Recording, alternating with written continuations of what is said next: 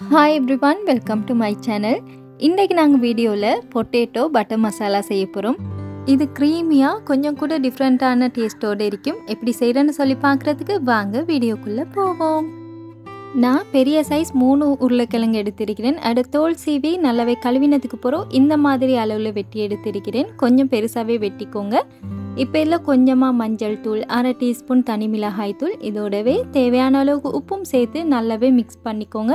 உப்பு உரப்பு எல்லாமே உருளைக்கிழங்கோட நல்லா மிக்ஸ் ஆகி வர மாதிரி இடிக்க வேணும். இப்போ நான் உருளைக்கிழங்க பொரிக்க போகிறேன். அதுக்கு ஒரு பேனில் எண்ணெய் ஊற்றிட்டு எண்ணெய் சூடாவினதுக்கு போகிறோம். ஒவ்வொரு பீஸாக இது மாதிரி சேர்த்து உருளைக்கிழங்க பொரிச்சிக்கோங்க. பொரித்த உருளைக்கிழங்க ஒரு ஸ்டெய்னரில் போட்டு வச்சுக்கோங்க. ஒரு 80% அளவுக்கு உருளைக்கிழங்கு இதிலேயே வெந்திருக்கும்.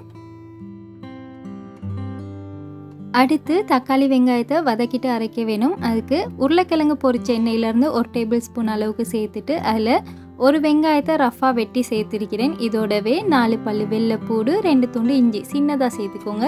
இப்போ இது எல்லாத்தையுமே நல்லா வதக்கினதுக்கு போகிறோம். இல்லைனா 2 பெரிய தக்காளி சேர்த்துருக்கிறேன். ஒரு வெங்காயத்துக்கு 2 தக்காளி சரியான அளவாக இருக்கும். தேவையான அளவுக்கு உப்பு சேர்த்துட்டு நல்லாவே வதக்கிடுங்க. தக்காளி நல்லா சாஃப்டாக வெந்து வர வேணும். இந்த மாதிரி வதக்கி நல்லா ஆறினதுக்கு போகிறோம். இதை ஒரு மிக்ஸி ஜாரில் போட்டுட்டு தேவைண்டா கொஞ்சமாக தண்ணி ஊற்றி நல்லா ஃபைன் பேஸ்ட்டாக அரைச்சி எடுத்துக்கோங்க. இப்போ நாங்கள் கறி ஆக்கிக்கிறோம். அதுக்கு ஒரு சட்டியில் 2 டேபிள் ஸ்பூன் அளவுக்கு எண்ணெய் சேர்த்துக்கோங்க. இதோடவே ஒரு துண்டு பட்டை, 2 கிராம்பு, 2 ஏலக்காய் சேர்த்துட்டு அடுப்பை நல்லாவே லோ ஃப்ளேமில் வச்சுட்டு அதில் 1/2 டீஸ்பூன் கரம் மசாலா, 1 டீஸ்பூன் மல்லித்தூள், 1/2 டீஸ்பூன் தனி மிளகாய் தூள் சேர்த்துட்டு உங்கள்கிட்ட இருந்தால் சீரகத்தூளும் 1/2 டீஸ்பூன் சேர்த்துக்கோங்க. இப்போ இதை நல்லாவே எண்ணெயில் மசாலாவெல்லாம் வதக்கிக்கோங்க.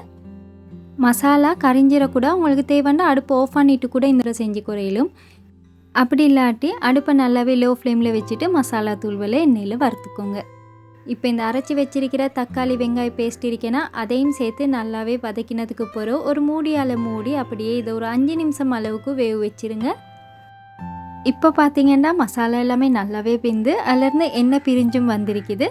இப்போ இல்லைனா 1/4 கப் அளவுக்கு தேங்காய் பால் சேர்த்துக்கிறேன். தேங்காய் பாலையும் விட ஒரு 10 போல் கஜு எடுத்து கொஞ்ச நேரம் தண்ணியில் ஊற வச்சுட்டு அரைச்சி சேர்த்திங்கன்னா கறி இன்னமுமே க்ரீமியாக நல்ல டேஸ்ட்டாக இருக்கும். இப்போ இல்லைனா 1 டேபிள் ஸ்பூன் அளவுக்கு பட்டரும் சேர்த்திருக்கிறேன். உப்பு டேஸ்ட் பண்ணி பார்த்துட்டு நான் மறுவாலும் கொஞ்சமாக உப்பு சேர்த்துக்கொண்டேன். நீங்களும் உப்பு டேஸ்ட் பண்ணி பார்த்துட்டு சேர்த்துக்கோங்க. இதையும் விட கொஞ்சம் கூட கிரேவியாக தேவைன்னா நீங்கள் தேங்காய் பால் அப்படி இல்லாட்டி தண்ணி ஊற்றி கூட கொதிக்க வச்சுக்கிறோம். மேலும் நாங்கள் சேர்த்த பட்டர் இது மாதிரி பிரிஞ்சு வந்ததுக்கு பிறகு பொரிச்சு வச்சிருக்கிற உருளைக்கிழங்கையும் சேர்த்து நல்லாவே மிக்ஸ் பண்ணிவிட்டு மூடியால் மூடி ஒரு 2 நிமிஷத்துக்கு அப்படியே மறுவாலும் வேக வச்சுருங்க. அப்போ தான் இந்த மசாலா எல்லாமே உருளைக்கிழங்கோட சேர்ந்து நல்ல டேஸ்ட்டாக இருக்கும். நல்ல ஒரு கொதி வந்ததுக்கு பிறகு நான் இதில் கொஞ்சமாக மிளகுத்தூள், கொஞ்சமாக மல்லி இலை சேர்த்துருக்கிறேன். உங்கள்கிட்ட இருந்தால் மட்டும் சேர்த்துக்கோங்க மல்லி இலை. டேஸ்டான பொட்டேட்டோ பட்டர் மசாலா ரெடி. நானே இதுக்கு ஒரு பேரும் செஞ்சுட்டேன். இந்த கறி வெள்ளை சோறுக்கும் நல்லா இருக்கும். ஆனால் அதையும் விட ரொட்டி சப்பாத்தி எல்லாம் செய்வேன்னா அதுக்கு பெஸ்ட் காம்பினேஷனாக இருக்கும். நீங்களும் செஞ்சு பார்த்துட்டு என் வீடியோஸ் உங்களுக்கு பிடிச்சிருந்தா மியாஸ் கிச்சனை சப்ஸ்கிரைப் பண்ணி எனக்கு சப்போர்ட் பண்ணுங்கள். இன்னொரு வீடியோவில் உங்களை சந்திக்கிறேன். அது வரைக்கும் bye, take care and thanks for வாட்சிங்.